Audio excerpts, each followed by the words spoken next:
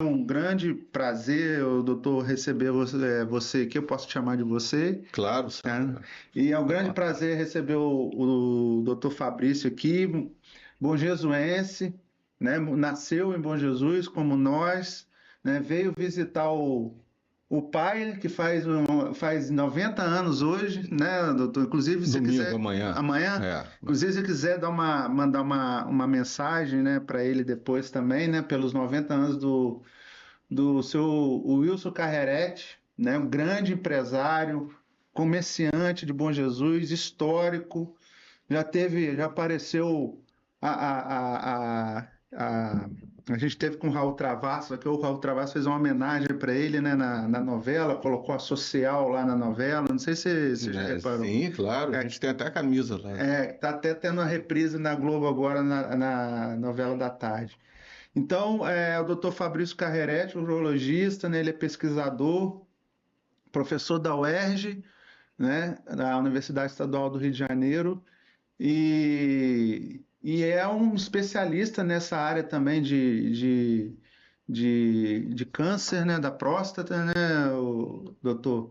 Então, primeiramente, eu queria te agradecer por você ter aceito o convite, né, da gente, né, do nosso estúdio, do nosso podcast.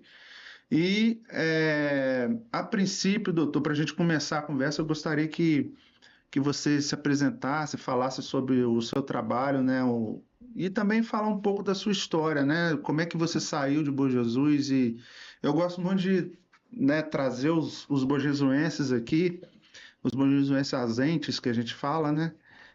As pessoas que saem de Bom Jesus para ganhar vida lá fora, né? E estuda, trabalha e hoje são exemplos para a gente que está aqui, né? E principalmente nessa área de saúde, que o Bom Jesus está crescendo muito agora, né, com o nosso hospital, graças a Deus ele está crescendo muito e está se tornando referência no estado.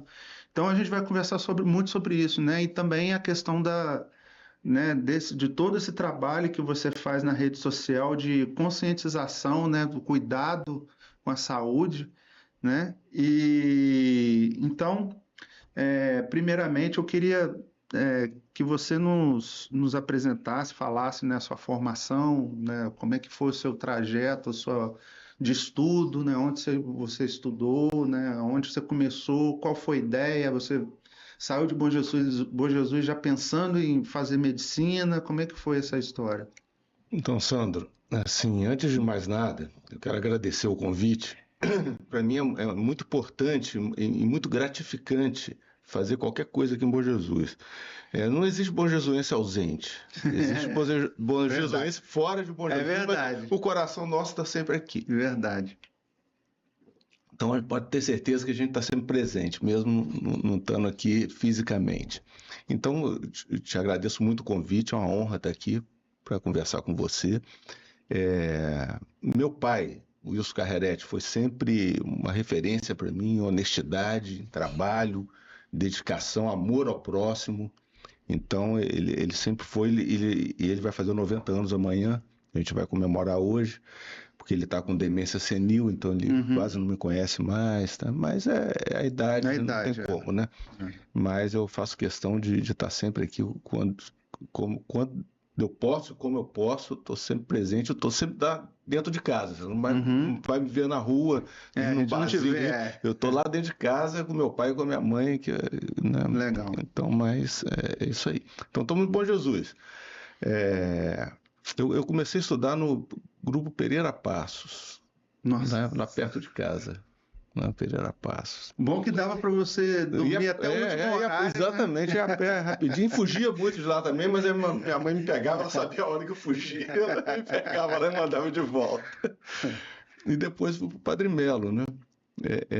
Então minha formação foi toda aqui em Bom Jesus e por fim eu consegui fazer um cursinho, que foi o primeiro ano do cursinho aqui no Rio Branco, cursinho pré-vestibular, mas inicialmente eu queria ser padre, entendeu? É mesmo? Eu queria ser padre.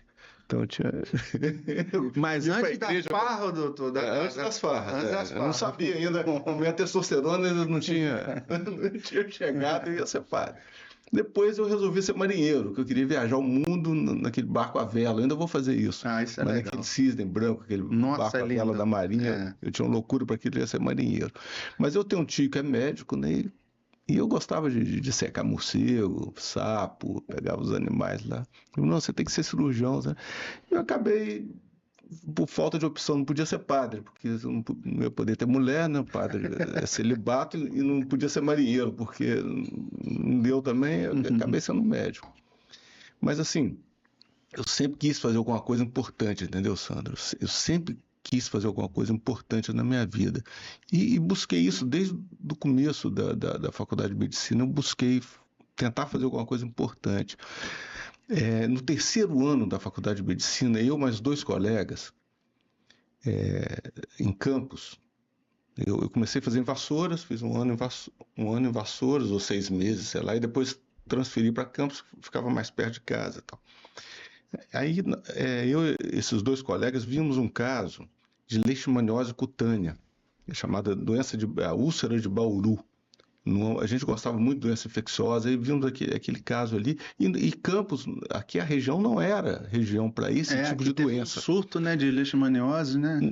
Nós que descobrimos isso. É mesmo? Quando eu estava no terceiro ano, isso foi em 1984, eu acho, A 84. minha prima até pegou e não sabia o que que era, uma Aí nós doideira. descobrimos fizemos um trabalho e fomos premiados. Foi o primeiro trabalho meu premiado num Nossa, que congresso, legal. foi esse trabalho sobre leishmaniose cutânea. Isso tem no, viu, Márcio? Tem no memorial meu. Pô, interessante isso. E a gente não sabe.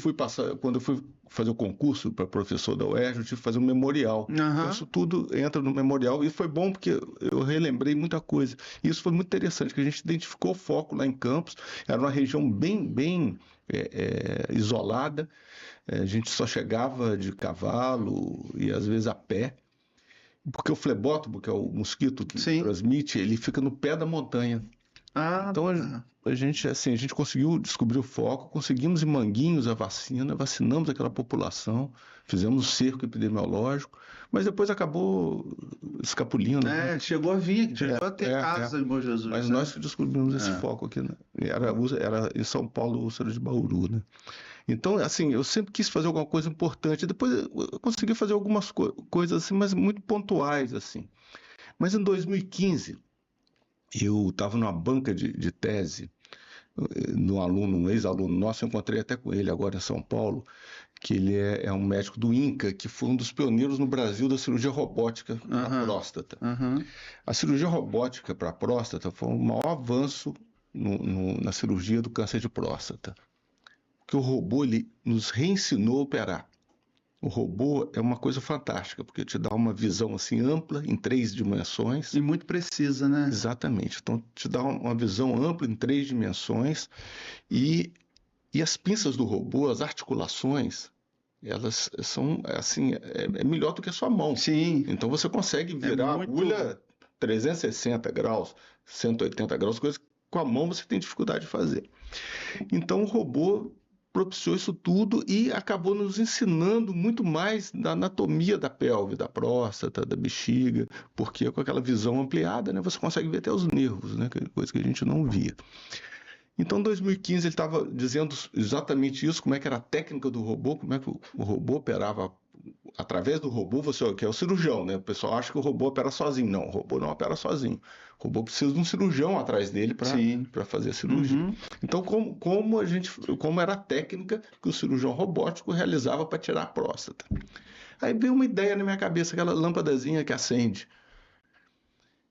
Até então, a cirurgia a cirurgia padrão ouro para o câncer de próstata era uma técnica do americano chamado Patrick Walsh, que ele estudou profundamente a anatomia da próstata e descobriu que você tirando a próstata mais próximo dela, tentando preservar as outras estruturas, você tinha um resultado melhor, funcional. Porque você retirar a próstata, você causa 2 problemas. Primeiro é com a urina, que você muitas vezes tira o controle da urina. Entendi. Que você tira os esfíncteres urinários junto com a próstata. Se você fizer uma ressecção ampla da próstata, porque em caso de câncer a gente tenta fazer sempre uma ressecção ampla, Mas na próstata não pode, então você tem que fazer uma ressecção mais próximo dela, sem ampliar as margens. E isso afeta, então, a continência urinária, o controle da urina. Então, muitas vezes a pessoa fica incontinente usando fralda, isso é terrível, né? É uma qualidade de vida horrível. E a função sexual também, que é outra coisa muito importante para o homem. Então, você muitas vezes perde a ereção se você fizer essa ressecção muito ampla. Então, o Walsh estudou muito a anatomia dos nervos, vascularização dos vasos da próstata, para fazer a técnica dele, que tira a próstata bem próximo da próstata, mesmo preservando as estruturas. Isso melhorou muito o resultado da cirurgia. Só que ele tira a próstata, ele desenvolvia na técnica dele, ele tirava a próstata do pé para a cabeça, de forma retrógrada, do pé para a cabeça. E o robô começou a tirar da cabeça para o pé. Ele inverteu os cirurgiões robóticos inverteram, que veio da laparoscopia, né? Primeiro começou a laparoscopia, depois a robótica. A laparoscopia a gente tem muita dificuldade, porque as pinças não têm articulação, elas não dobram, então você opera com pinça reta. Então, e só por vídeo, fácil, né?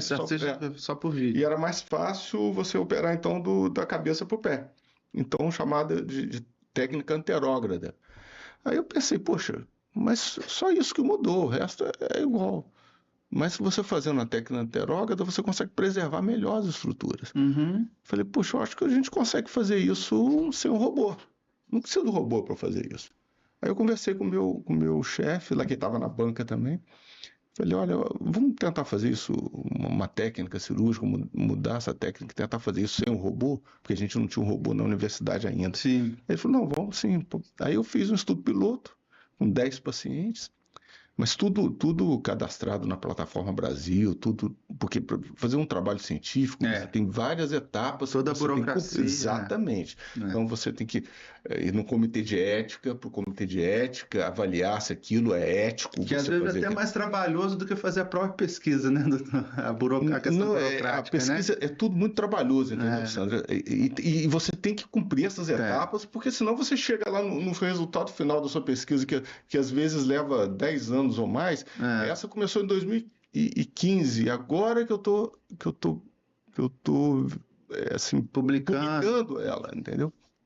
Pro leigo, né? Porque cientificamente eu já tive algumas publicações. Estou até com um artigo agora que está sendo aceito numa revista africana de urologia, African Journal of Urology, porque eu tenho muito interesse naquela região do sul global, na África, e tem outro artigo também na revista mexicana. Que vem a calhar com o seu trabalho com a ONG que você está montando, depois nós vamos falar sobre ela. Isso é muito importante para mim, falar sobre essa ONG, entendeu, Sandra? Então, o desenvolvimento dessa técnica, eu percebi logo no começo que seria a coisa mais importante que eu ia fazer na minha vida, né? Então eu me dediquei a isso desde 2015, quer dizer, tem 11 anos, e agora que a gente está divulgando com a ajuda do Márcio, que é um excelente comunicador, a gente está divulgando isso. Por quê? Por que a gente está divulgando isso?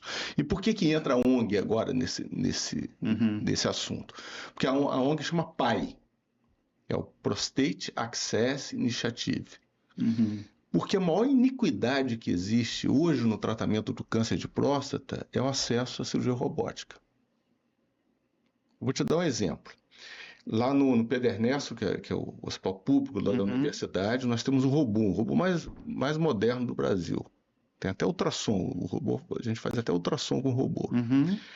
E de cada 10 cirurgias de próstata que eu faço lá por semana, só 2 é robótica.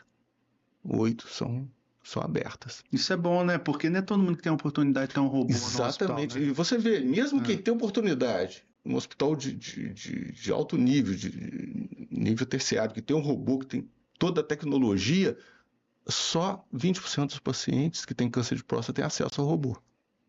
Tem isso também. Agora você imagina isso, claro. Agora você imagina isso no Brasil todo, no interior.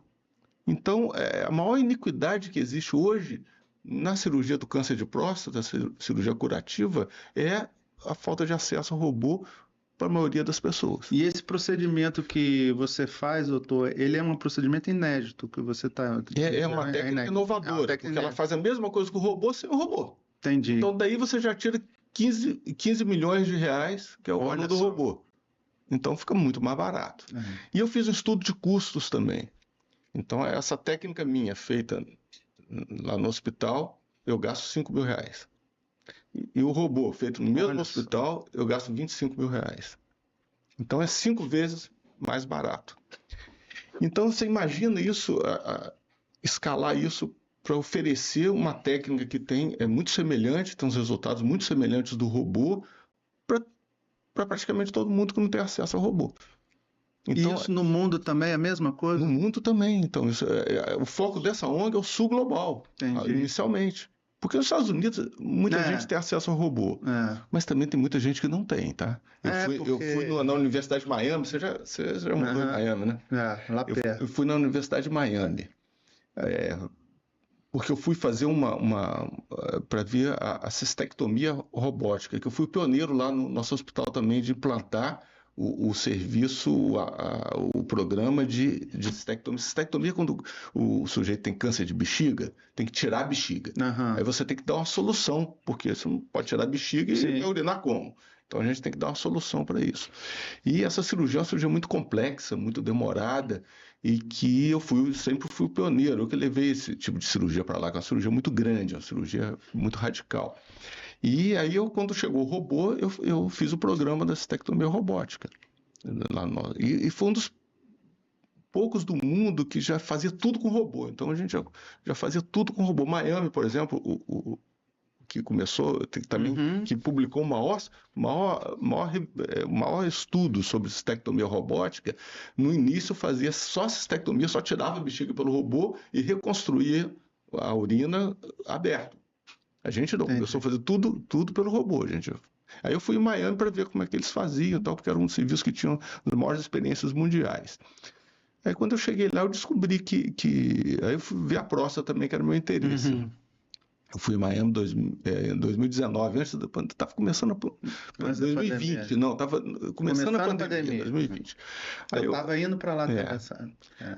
Aí eu descobri que lá também é a mesma coisa, tinha um robô lá, o pessoal fazia cirurgia da próstata para o robô, mas do lado desse hospital tinha outro, que era mais popular, que era do mesmo grupo, e que não tinha robô, então a cirurgia de próstata era feita pela técnica do Walsh. Então, mesmo nos Estados Unidos, onde tem robô, não é todo mundo que tem acesso ao robô. Sim. Então, porque lá é caro, lá é tudo pago, inclusive, não tem SUS, não tem nada. Né? Então, assim, Sandro, essa técnica eu acho que vai ser uma grande coisa para diminuir essa iniquidade de acesso a essa cirurgia curativa de alto impacto, que é a prostatectomia radical. E eu dei um nome para essa técnica de prostatectomia radical anterógrada aberta. Então, na sigla em inglês é AORP, é Anterograde Open Radical Prostatectomia. Então, assim, e a coisa agora começou o Márcio conseguiu jogar isso na mídia de uma forma que até nós fomos procurados pelo The Conversation, né, Márcio? Exato. Nós fomos procurados, é uma mídia que é da Austrália e que publica estudos científicos para o leigo. Para a população. Para a população. Então foi uma matéria muito legal, né? O australiano, por exemplo, o The Conversation, ele pega uma universidade de cada país, entendeu? E escolhe. No caso, aqui no Brasil, foi na UERJ. Pô, legal. Fantástico. E o australiano, ele gosta muito disso, assim, ele se preocupa, né? O australiano, ele tem muito cuidado com a prevenção, ele tem muito cuidado com a saúde. É difícil você ver um australiano que seja obeso, por exemplo, é difícil, né?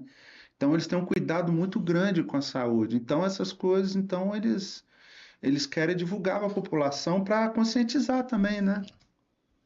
Então, doutor, esse estudo inédito aí, né? Ele está em processo de finalização, né? Ele está em processo de finalização, Sandro. Assim, eu já publiquei o primeiro artigo em 2019 ou 20, na revista, na Asian Journal of Urology, uma revista asiática, que pega a China, a Índia. Então, talvez é a revista mais lida no mundo, porque aquela região é a região mais populosa, né? A China e a Índia é metade da população do mundo, quase, né? Então, publiquei na Asian Journal. Eu primeiro publiquei um estudo piloto com 10 pacientes, mas foi uma coisa muito, assim, muito restrita. Depois eu publiquei isso no Asian Journal, depois publiquei em outras revistas, e agora eu estou publicando 2 artigos, são os 2 últimos artigos, que é esse do trabalho original, que é o acompanhamento de 5 anos. Então você vê, eu comecei em 2015, agora em 2026 que eu estou publicando com acompanhamento de 5 anos. Como a ciência, você tem que esperar o tempo dela, não é o tempo que a gente quer, é o tempo dela. A não ser que apareça uma loucura de uma pandemia dessa. Aí você às vezes tem que fazer a coisa mais rápido, né? Mas mesmo assim, você tem que ter saber que se você fizer muito rápido, pode aparecer alguma coisa lá na frente que você não conseguiu ver aqui, porque o tempo, exatamente, porque o tempo não permitiu. Então, eu publicando esse artigo, aí eu consigo finalizar. Esse foi um grande trabalho da minha vida, né? E agora eu estou publicando um artigo também que eu comparei os 126 primeiros casos da técnica aterógrada com os 126 primeiros casos da cirurgia robótica na nossa instituição lá na UERJ. E que o resultado foi igual. Semelhante os dois. Então, quer dizer, essa técnica realmente ela consegue reproduzir. Mas como esse estudo foi retrospectivo, eu preciso fazer agora um prospectivo. Então, vou levar mais 4 anos para fazer um prospectivo comparando essa técnica com o robô. Mas isso não acaba nunca, né? Porque eu quero também fazer um estudo. Talvez eu morra e deixe esse legado para as pessoas continuarem fazendo isso.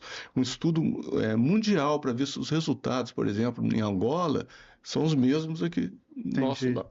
E até aqui no interior do Rio e do Brasil também, para ver se são estudos multicêntricos, porque muitas vezes você tem um cirurgião que opera um pouco melhor e tal, você tem um resultado melhor, mas o outro lá não chega. Então você tem que fazer uma média disso, então é preciso fazer um estudo multicêntrico para ver se realmente você consegue ter uma média boa de resultados, né? Mas assim, tem muito trabalho ainda pela frente, eu estou muito empolgado, com 60 anos, parece que eu estou um garoto, Sandro, porque eu estou com a garra um garoto de 20 anos para fazer isso. Vai salvar muita gente aí, se Deus quiser. Depois, você sabe que eu tive um câncer de próstata. Eu vi no seu... Não sabia, eu vi na sua biografia. Mas dá tempo da gente contar essa história? Fica à vontade. Porque depois que eu tive o câncer de próstata, eu transformei essa minha profissão de tratar câncer de próstata numa missão. E a PAI faz parte disso. Legal. Então, é isso que eu quero, daqui para frente, eu quero focar nisso, e eu estou com muita energia também, muita garra para focar nisso os próximos 30 anos da minha vida, se eu viver até lá. Meu pai viveu 90 anos, eu espero que eu viva também. Eu vou focar para isso, então, para fazer estudos, disseminar isso no sul global e tentar fazer isso. A minha história do câncer de próstata foi muito, muito interessante.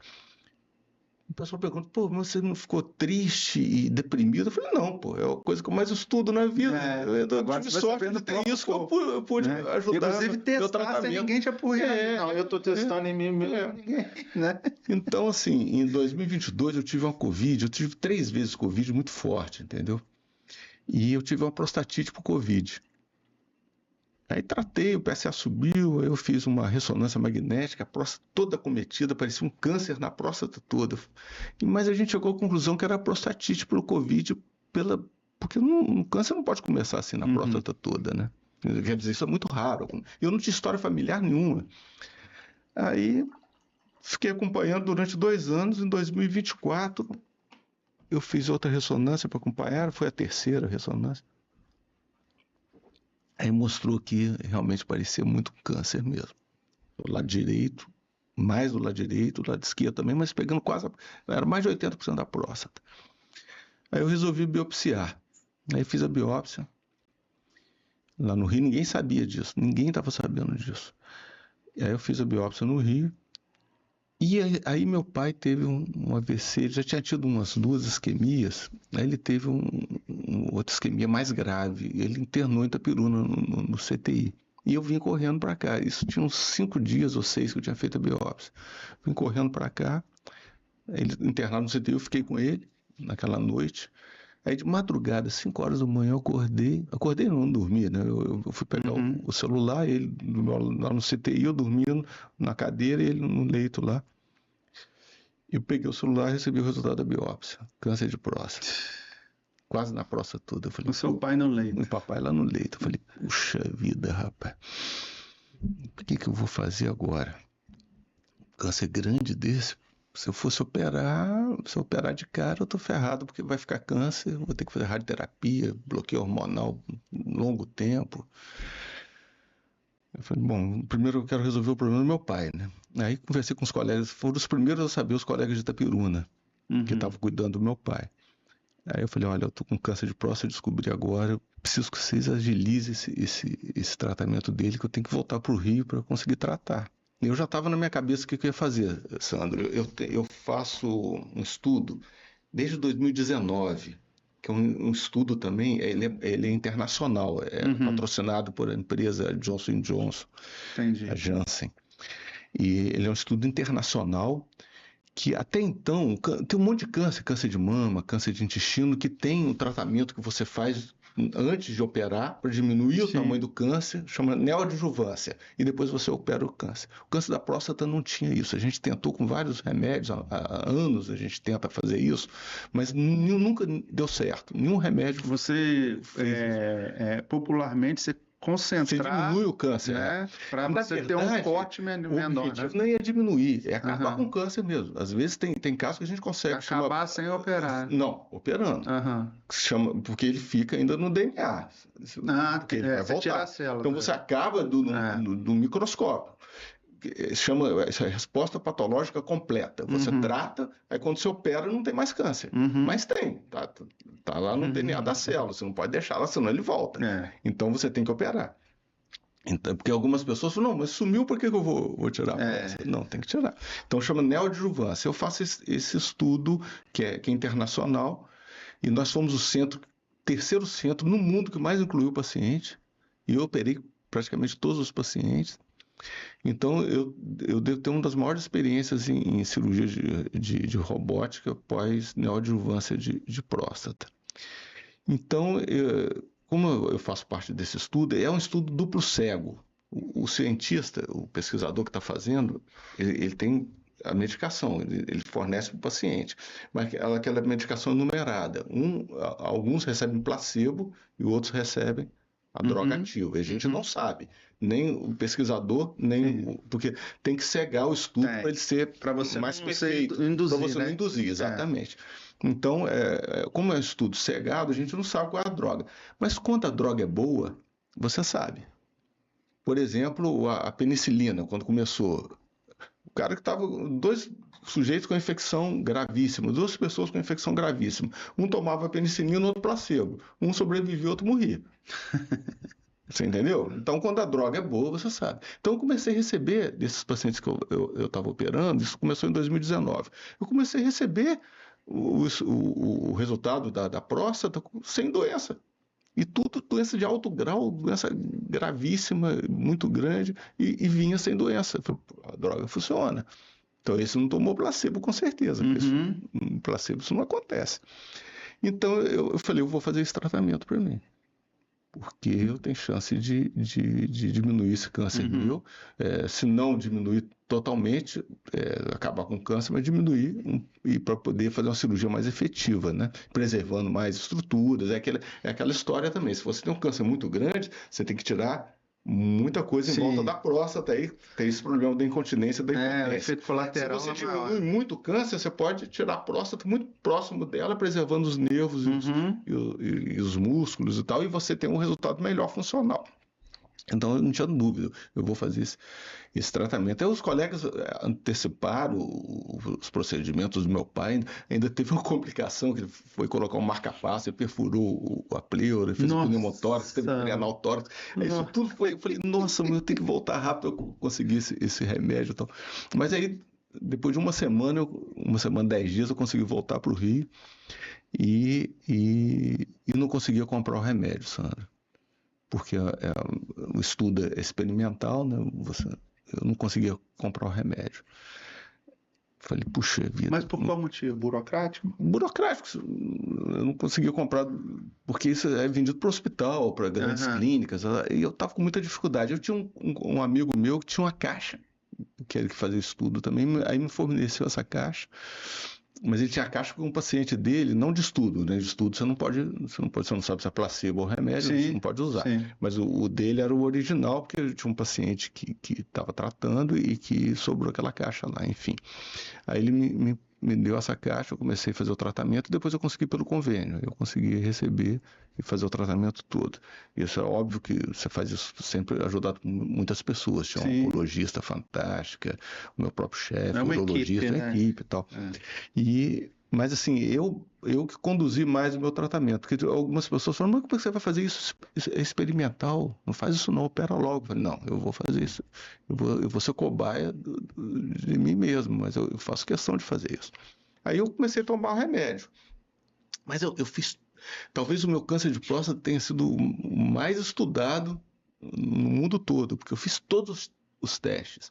E um teste que eu fiz era um teste genético da biópsia, na metade, porque esse tratamento são 6 meses. Você trata por 6 meses. Na metade do tratamento, com 3 meses tomando a medicação, e esse tratamento é terrível, porque você faz um bloqueio hormonal. Pra você ter uma ideia, a testosterona varia de 400 a 800 no homem. A mulher tem a testosterona de 40, 50. Criança, 20, 15. A minha testosterona caiu para 3. Nossa. Então, fiquei sem testosterona. Loucura. Aí comecei a malhar, né? E eu tenho um personal também que me ajudou, malhando, e ninguém sabia que eu estava sem testosterona. Então eu chegava na academia, aquele monte de gente bombada, né? E eu malhando. Aí como eu te falei, que eu estudei a fundo o meu câncer, eu fui lá na educação física da UERJ, tem um aparelho lá que chama DEXA, que é um scanner do corpo todo. Então, eu fiz um scanner do meu corpo todo que mostra massa óssea, massa muscular, massa de gordura. Interessante. Então, é fantástico esse exame. Aí eu fiz, antes de começar o tratamento, e eu mesmo aplicava, porque o tratamento é uma injeção, eu mesmo aplicava. De testosterona. Não, para bloquear a testosterona. Para bloquear. Pra bloquear. Então, uma injeção e 4 comprimidos por dia. Aí, fiz esse DEXA no começo, porque sem testosterona você ganha peso, ganha gordura e perde músculo, e perde massa óssea, né? Então eu queria medir isso tudo, porque eu fiquei 1 ano bloqueado, 6 meses, mas levou mais 6 meses para voltar. Mas no meio do tratamento, com 3 meses de tratamento, eu recebi esse estudo genético da biópsia, mostrando que o meu câncer era muito agressivo. Ele tinha inibido um gene que é chamado de PTEN, que é um gene de reparo de DNA, que faz o reparo do DNA da célula, e outro gene que é o RG. Quando você tem o PTEN loss, né, você perde esse gene PTEN e tem um outro gene, esse RG muito expresso, você torna o câncer muito agressivo. E eu tinha um câncer também com um receptor androgênico altamente expresso em todas as células, então era muito agressivo o câncer. E a chance que eu tinha de responder essa neoadjuvância era 30%. Mas com essa configuração genética do meu câncer, essa chance caiu para menos de 3%. Então eu tinha menos de 3% de chance de responder ao tratamento. Falei, puxa vida, e agora? Como é que eu vou fazer? Esse câncer é grande, eu estou tratando, mas a chance de eu responder é muito baixa. O que eu faço? Aí eu fui fazer um exame, no único lugar que existe no Brasil que tem esse exame, chamado de PET ressonância. Porque tem um PET, tem um monte de lugar tem um PET. Mas o PET é tomografia. O PET por ressonância, não. Eles chamam de PET scan, né? O PET scan, mas ele é feito por tomografia. Sim. Mas a tomografia vê a próstata como um borrão. A ressonância vê a próstata com detalhes. Então fui fazer o PET ressonância. Fui lá no Einstein fazer esse PET ressonância. Tem um amigo meu, um grande amigo que é lá do Einstein, conseguiu marcar para mim rápido, fui lá fazer, porque eu queria ver se estava funcionando ou não o meu tratamento. Aí fiz o PET ressonância, mostrou que o tumor tinha diminuído 80%. Falei, então eu estou dentro daqueles 3% que teve resposta. Aliás, depois eu descobri que eu não fiquei dentro dos 3% que teve resposta, mas teve uma resposta muito boa. E isso tudo é um aprendizado, né? Né? Para você que trabalha nessa Sim, eu especialidade, publiquei um né? artigo Do seu no meu caso, eu tratamento. publiquei Olha no que legal. Frontiers in Oncology, uma revista europeia, que eu publiquei, porque depois quando eu tirei a próstata, eu mandei para fazer análise genética da próstata lá na UERJ, tem um laboratório lá fantástico, um amigo meu que faz análise genética, ele fez análise genética, teve o meu auxiliar ficou na sala, quando o meu colega tirou a minha próstata, ele pegou a próstata, tirou um pedacinho do tumor e levou na hora lá pro cara da genética, tem que ser na hora, né? Ele fez o estudo genético, por isso que eu tô falando, ninguém faz isso. Eu fiz É. todos os estudos possíveis fazer Você no extraiu meu o câncer de DNA próstata. do. E aí ele descobriu a única, porque não tinha alteração nenhuma genética assim, familiar, não tinha nenhuma história de câncer de próstata familiar, nem câncer de mama, e não tinha nenhum gene familiar que Mas causasse. a próstata, ela pode ter uma. É o mais forte, o É. câncer da próstata é a Então, hereditariedade. por exemplo, meu pai que teve, eu tenho. Seu pai não teve, não? Não teve, não? Não, seu pai não teve. Foi só Não, seu pai é só o crescimento da próstata, só um 80% do crescimento, mundo né? tem. É. Seu pai não é câncer. Então foi ele que contou mentirinha. Não, Assim, ele, meu pai isso, falou, Sandro, tô patão não foi, pra não. ficar coitadinho, né? Ai, tadinho dele. Não, Eu devia ter conversado com você antes. Mas aí, cara. Ele tá assistindo a gente, Tá ó. assistindo, Tá né, vendo Ricardo? Fica agora? tranquilo. Pode ficar Agora eu tranquilo. descobri a verdade. Mas aí o que acontece? Nesse estudo genético, veio que o único gene que estava alterado é um gene chamado TMPSS2, que é o gene da Covid. Olha só. E esse gene é expresso no pulmão e na próstata. E ele Também na e ele é a próstata? fechadura. Covid abre a célula para entrar dentro. Cara, isso é esse novo, gene. eu não sabia dessa. Pois é, aí eu publiquei meu caso por isso. É o primeiro caso na literatura mundial de uma prostatite por Covid que dizem que é um câncer de próstata. Cara. Provavelmente, a gente não tem certeza, mas isso é bem provável. Então, aí depois eu vi que realmente o tumor tinha diminuído 80%, mas eu não atingi os critérios de tratamento, porque o critério dos trabalhos, isso deve mudar. O critério do trabalho é que você tem resposta patológica completa, ou seja, não tem tumor nenhum na próstata, ou que a lesão seja menos do que 5 milímetros, a lesão. A minha era 9 milímetros. Então, nos estudos eu não teria respondido, seria o paciente que não respondeu ao tratamento. Aí, então, não cairia dentro daqueles 3%, cairia dentro dos 97% que não responderam. Mas tem gente que não responde com tumor enorme da próstata, e tem gente que não responde igual eu, diminuindo o tumor 80%, ficando só 20% do tumor, que eu acho que isso é resposta. Sim. Mas no estudo, no endpoint do estudo, não é resposta. Mas isso deve mudar no futuro. E outra coisa que mudou, porque não é só o tamanho do tumor.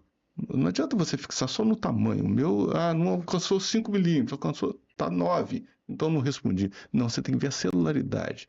Antes, o meu tumor, 100% das células da área do tumor eram positivas, eram células cancerígenas. Depois, no final desse tratamento de 6 meses, menos de 50%, eu acho que 30% só eram células cancerígenas. 70% já eram células normais. Então, não diminuiu só o tamanho, não, diminuiu a celularidade também. Isso é muito importante. Mas isso é muito difícil de medir. Por isso, talvez, que os estudos não façam isso. Porque isso eu medi no meu, no caso.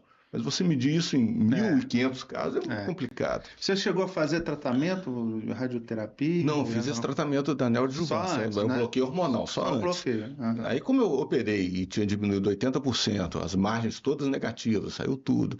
Então, não tinha necessidade Mas você de operar. tem que... Só a gente faz essas perguntas para as pessoas que, né, que não têm muito conhecimento da área. Depois disso, você tem que ficar mapeando. Claro. Né? Porque eu falo assim, cientificamente falando, Sandro, o câncer não tem cura, tem controle. Você fica o resto da vida. Eu já vi câncer voltar 31 anos depois. Olha O paciente ter operado a próstata, 31 anos depois botou uma metástase no osso. Então isso não tem cura, a gente vai. Eu sei que eu não estou curado, eu estou controlado. Mas e é uma coisa também que a ciência também não fala por que pode voltar também. Volta porque é mais genético. Não, é genético, né? Está no código genético da célula. Se você viver muito, vai ter uma transformação lá na Não é só agressão. Como eu quero viver uns 110, 115 anos. Não é só agressão, né? Eu acho que pode voltar. Mas se voltar o meu câncer, vamos supor que volte o meu câncer eu com 80 anos, daqui a 20 anos. Se hoje tem tratamentos fantásticos, você imagina daqui a 20 anos. Nossa, O mãe. câncer vai ser. Você vai chegar lá e vai fazer se passar O um. câncer igual- vai ser. Não, o Já- câncer vai ser já não igual. tá sem Eu nome. acho que vai ser igual HIV. Você vai É. viver coquetelzinho. com a doença. Um coquetel para controlar e vai Viver com a viver bem. doença, controlando a doença. Né? É. Ô, doutor, a gente quando fala em câncer, aí vem, né, as prevenções, né, eles falam de prevenção, questão da alimentação, né, e a gente vê aí que tem cânceres que não tem muita relação, né, igual você falou, esse câncer aí, o câncer da próstata, ele pode ter relação com a Covid, né, igual você falou aí, né. Mas é uma coisa assim, é um caso único, então a gente teria que ter mais casos para comprovar isso. Mas assim, o câncer de próstata, ele tem. Primeiro, a história familiar, né? É muito importante. Então, se você tem um familiar próximo, pai, irmão, com câncer de próstata, você tem uma chance muito grande de desenvolver. Então, você tem que fazer o seu periódico, começar a fazer mais cedo. A gente indica com 45 anos, entendeu? Mas aí já faz o teste, Não, periódico é uma coisa muito simples. É o direto. PSA, Só o teste de PSA. sangue, PSA e o toque da próstata. Mas você tem que fazer o toque ou só seu Sandro, der um o ideal é fazer os dois, né? Porque tem câncer de próstata com PSA baixo. Tem que fugir, não tem como fugir, não. Veja bem, isso aí é um preconceito que a gente não deve ter. É tão importante você avaliar. Não, eu faço questão de falar que eu tive câncer de próstata justamente para estimular os homens a fazer isso periódico. E outra coisa, e dizer que você recebeu o diagnóstico de câncer de próstata não é uma sentença de morte. Sim. Porque hoje você tem tratamentos fantásticos. Então, faço questão de falar. Eu fui o primeiro urologista no mundo a falar sobre que teve câncer de próstata e divulgar isso. Ninguém. Aí muitos vieram conversar comigo. Puxa, mas eu também tive, eu não falo, porque eu tenho medo dos pacientes fugirem do meu consultório, de achar que eu estou doente. Então, eu fui o primeiro. Agora os outros estão falando. Muita gente me encontra e começa a falar. Aí eu dei uma aula. Eu fiz uma apresentação num congresso de oncologia no Rio, de uro-oncologia, que eu contei o meu caso, apresentei. O pessoal aplaudiu, eu nunca vi aquilo no congresso, o pessoal levantou e aplaudiu de pé. Aí outro colega que falou, viu aquilo e quis falar do câncer de esôfago que ele teve também. Aí o outro teve câncer de próstata, quis falar também. Então, assim, eu acho que isso é muito importante. Humano, claro, e você mostrar para os pacientes. E você tá do outro lado da mesa, isso muda a sua vida, entendeu? Eu consegui ficar dos dois lados. Hoje eu tenho uma percepção muito melhor com o meu paciente, o que está entendendo das angústias dele e tal. Porque você aprende, né? Estando do lado, você aprende Eu acho que isso do médico, né, se colocar, né, quando acontecer, realmente divulgar. O meu cardiologista, por exemplo, eu tive arritmia cardíaca e ele também tem, né? Ele tem até hoje. A diferença é que ele não operou e eu operei. E ele fala com os pacientes dele que ele tem, chegam lá, não, eu tenho esse mesmo problema com você, a gente convive, tá? Explica, né? E até melhor que a pessoa, quando ela passa por aquilo, né, ela consegue passar melhor, né, uma tranquilidade pro paciente, né? Porque eu acho que o psicológico, né, é complicado o psicológico, né? Quando se fala em câncer, né, a gente não gosta nem de falar né, dessa palavra, muitas pessoas não gostam de falar, né? Mas a gente tem que encarar, né, de frente com isso aí, né? É muito importante o que você está falando. A gente tem que perder esse preconceito. Falar de câncer abertamente. Vamos falar de câncer e saber que tem tratamento. E que você tem que procurar o quanto antes você descobrir, melhor, porque você trata e você controla isso e cura, né? Porque se você controlar um câncer, eu estou com 60 anos, se eu controlar meu câncer durante 30 anos, eu curei. Doutor, eu acho que o grande problema que a gente está passando ultimamente é a falta um desses motivos que eu busco sempre pessoas da ciência para vir nesse espaço é a gente acabar com essa questão de a pessoa duvidar da ciência, cara, que eu acho a coisa mais absurda do mundo. Essas fake news que duvidam da ciência, cara, porque eu acho, cara, é uma coisa inconcebível. Quantas pesquisas, igual aí, ó. a UERJ, a gente vê a UERJ sofrendo aí com os professores aí pedindo um aumento de salário, tem 10 anos que não recebe aumento de salário, né? E a gente fica chateado, né? Porque a gente depende disso, a riqueza do país depende disso, A né? ciência, a gente tem que olhar muito para a ciência, sim. Olha, você vê a China, né?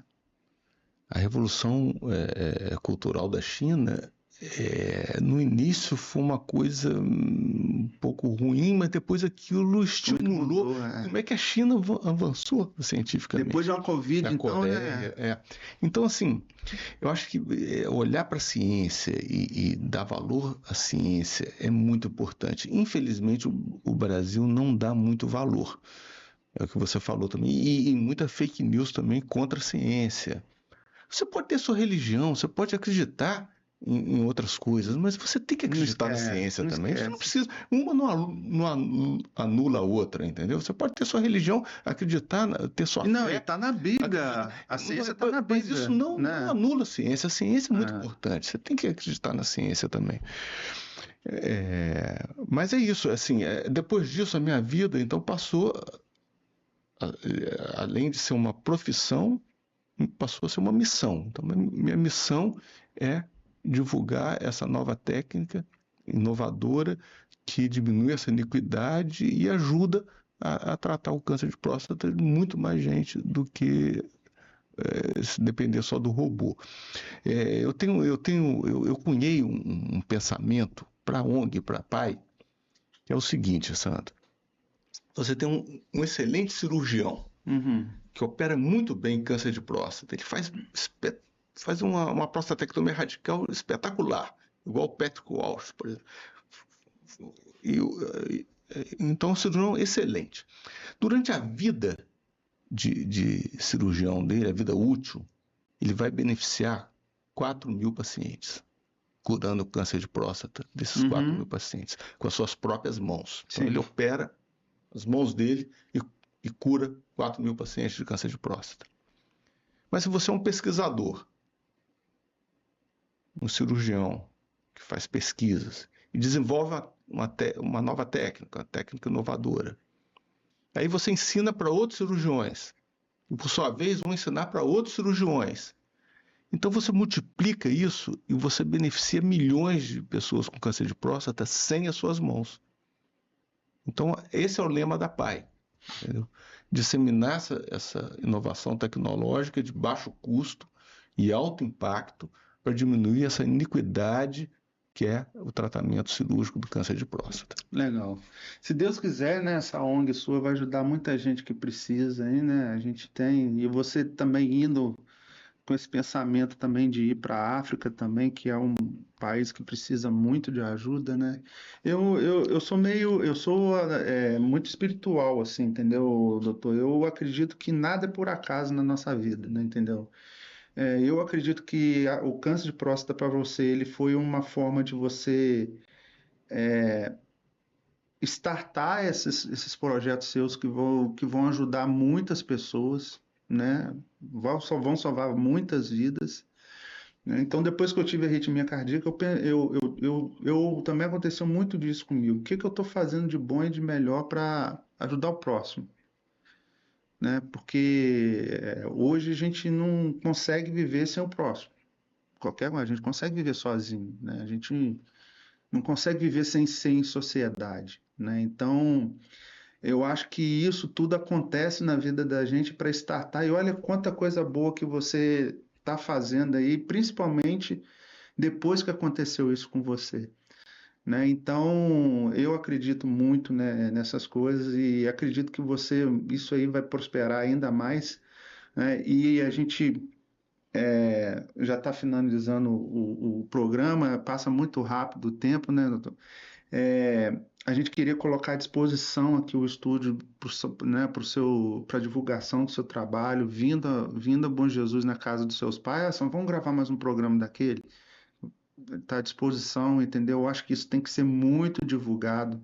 Essas técnicas que você está desenvolvendo tem que ser muito divulgadas, entendeu? Porque principalmente para os homens que têm medo, da questão do câncer de próstata, que quando se fala em câncer de próstata, o sujeito chega a arrepiar. E pensando no exame, né, a pessoa ainda fica mais com medo por falta de orientação mesmo, né? Que a gente e outra coisa é esse canal seu de você estar reservando um tempo para divulgar o seu, né? Uma comunicação muito clara, né? Muito comum, muito fácil de entender. Isso aí ajuda demais, entendeu? E hoje em dia não importa a questão de você ter pouco seguidor. Você pode ter muito pouco seguidor e o seu vídeo está chegando a milhares de pessoas hoje. Hoje, seguidor na rede social não quer dizer nada. Isso quer dizer só que tem tantos milhões de seguidores, né, mano? O que importa é o engajamento. Né, Márcio? Você que é, Além né? disso, eu confesso, quer dizer, falei muito com o Fabrício sobre isso. Rede é para quem já nasceu, que é um Gisele Bündchen da vida. Sim. Quer dizer, o Fabrício tinha uma história, como eu depois posso falar, mas a gente sempre tem aquelas pessoas que a gente tem mais carinho. Perdi metade dos clientes agora. Vão te cobrar. Não, mas o Fabrício foi isso. Eu acho importante falar. Eu peguei no Instagram dele e eu falei, gente, ele tem uma história para contar. Entendeu? E a humanidade. Entendeu? É isso que conta. Ele ficou dos dois lados do balcão. Isso é fundamental. Quer dizer, ele cresce, mas assim, quando a imprensa, da rede social, você vai um pouco. Quando a imprensa te corrobora, quando você vai num programa de rede nacional, quando a revista Veja te chama, quando você tem Anselmo Góes, chama você nasceu. Anselmo Góes faz a notinha. Desculpa, você está sendo corroborado. Então, não tenho dúvida. Eu, Sandro, não entendo nada de rede social. Você vai só no caminho. Mas né, assim, eu tento divulgar o melhor possível. Agora, se a gente pudesse deixar uma mensagem final, seria que o homem ele tem que fazer seu periódico de próstata. Isso é fundamental. Prevenção deixar o preconceito de lado. Se tiver que fazer o toque, faz. Se precisar fazer só o PSA, também faz. Agora, não deixa de não deixa de não fazer nada, não deixa né? Exatamente, não pode não fazer nada. Na hora que aparecer eu resolvo, né? Para qualquer doença, né? A pessoa deixa para depois, é sempre pior, né? E às vezes te dá um sustinho, né? E a gente tem um PSA para próstata. Mulher não tem isso por câncer de colo de útero, nem da mama, não tem marcador. O homem tem. Então, assim, não deixa de fazer, não. Vale a pena. E é engraçado, assim, porque, assim, você fazendo, ainda você corre o risco, imagina se eu não fizer. Eu, por exemplo, eu fazia de 6 meses check-out, um check-up geral, e eu estava com arritmia e não sabia. Mesmo fazendo check-up, porque dava as crises, né? Sabe o que acontece, Sandro? O câncer de próstata, é interessante falar isso, porque é muito importante. Não é preventivo, você não consegue prevenir. Sim, pode aparecer do nada não, hoje, detecção precoce. Você tem que imaginar que se você detectou precoce, foi sorte. É que eu pensei, verdade. Foi sorte ter detectado isso de forma que pude tratar adequadamente. Se deixar passar, se eu deixasse passar, entregasse para Deus, isso estourado aí há 6 anos, uma situação muito pior. Porque você faz o exame hoje, mas daqui a um mês você pode aparecer algum problema, né? Então é sempre fazer sempre os exames sempre de rotina aí para a gente não ter risco nenhum. Doutor, eu queria né, deixar você à disposição. Como é que faz para ter o contato com você, né? Principalmente com questão a ONG aí do pai que você está, né, começando a implantar aí, né? A gente mais uma vez a gente disponibiliza o espaço aqui para você vir divulgar mais. Se tiver equipe, trazer equipe para divulgar, entendeu? A gente está à disposição. A gente tem que divulgar essas coisas e a gente tem parceiros aí, né? Que a gente divulga muitos trabalhos aí. E eu queria que você, né, nesse último minuto aí, você falasse, né, desse o seu recado sobre como é que funciona a questão do pai, em que pé que tá, você está recebendo as pessoas, como é que está o contato, e também se despedindo, se quiser mandar um abraço para o seu pai, para o aniversariante do do fim de semana aí também, né? Para a família, que com certeza eles devem estar ligados lá no Instagram também, que eu fiz essa surpresinha, eu falei assim, não... O Instagram é ao vivo agora, É, tá ao vivo o aqui. Instagram tá ao vivo, então possivelmente tá aí Eu tô chateado, Márcio, porque o Flávio, né, o Flávio que a gente chama carinhosamente como Flávio Cachimbal, eu vi que Seu ele foi... vizinho aqui. Ele viu que ele... vizinho. Eu vi que ele foi lá no estúdio da Cissa Guimarães, mas aqui ele não foi, não por quê? Foi uma surpresa, a gente estava...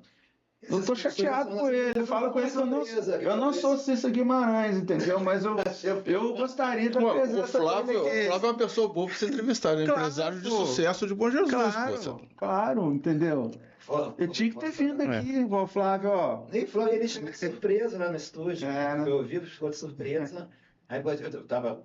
Inclusive ele que me deu o seu contato, que eu não tinha no seu contato. Não, mas fala com o Márcio, dá um toque no Márcio, porque o doutor Fabrício ele é na correria, ele às vezes não costuma ver e tal. Aí eu fiz o contato com os dois aí, né? Mas, doutor... Então eu quero encerrar te agradecendo muito a oportunidade de estar aqui. Eu gosto muito de contar essas histórias, eu acho que é importante para estimular os homens a realmente cuidar da sua próstata. E a ONG ela está começando, Sandro. E a primeira ação da ONG é um curso que foi feito, um curso pontual em fevereiro. E agora eu faço esse curso semanal, que é um curso prático.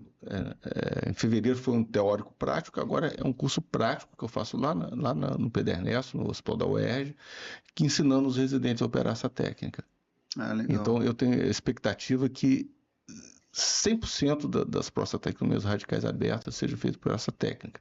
Então eu tenho treinado os colegas professores e os residentes. Legal. E eu quero ampliar isso. Mas por enquanto a ONG está começando, a gente está dando os primeiros passos, né? Então, por enquanto, concretamente tem esse curso que é voltado só para os nossos residentes lá do hospital, mas eu quero ampliar isso e a gente está com o hospital em Nova Iguaçu que vai ampliar. E eu vou ver um projeto também para Nova Iguaçu e para Cabo Frio, ver se a gente consegue começar a expandir e depois isso vai ganhando escala, né? E de repente multiplica. Com certeza. E se Deus quiser, e nós a gente temos vai a conseguir. FAPERJ também, né, que pode contribuir aí, né, com apoio financeiro para esses trabalhos aí. Tem uns editais abertos para essa área de saúde. Eu que atuo, eu ajudo muitas empresas, né, a elaborar esse tipo de projeto, de captação de recursos.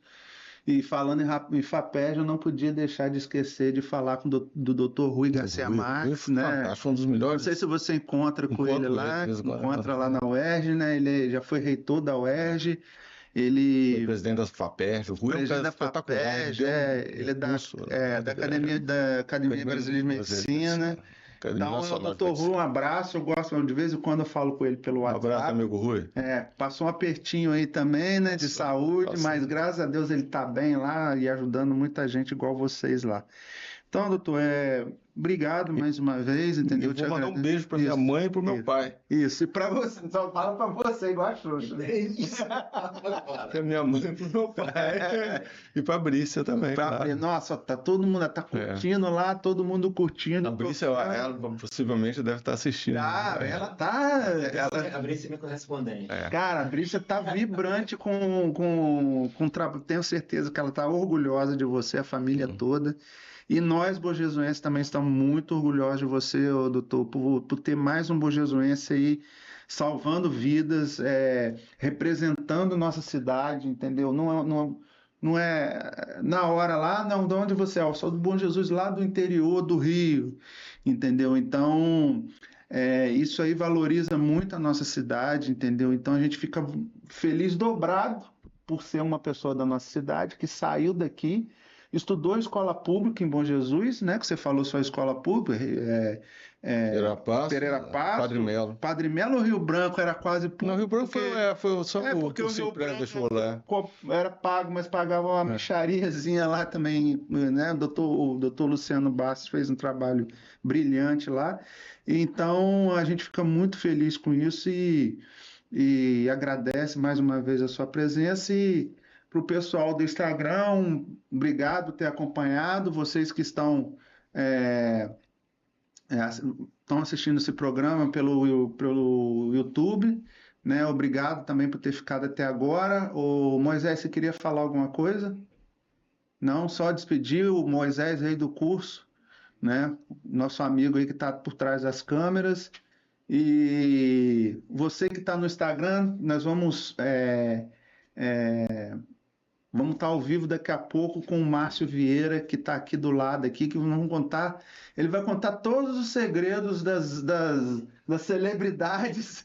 Nós vamos lá. O povo do interior adora fofoquinha de Nelson Rubens. Não é a linha. Não é a minha linha, tá certo. Gente, obrigado. Pessoal, Um abraço. obrigado a todos. Até Obrigado, mais. Sandro. Obrigado. Valeu.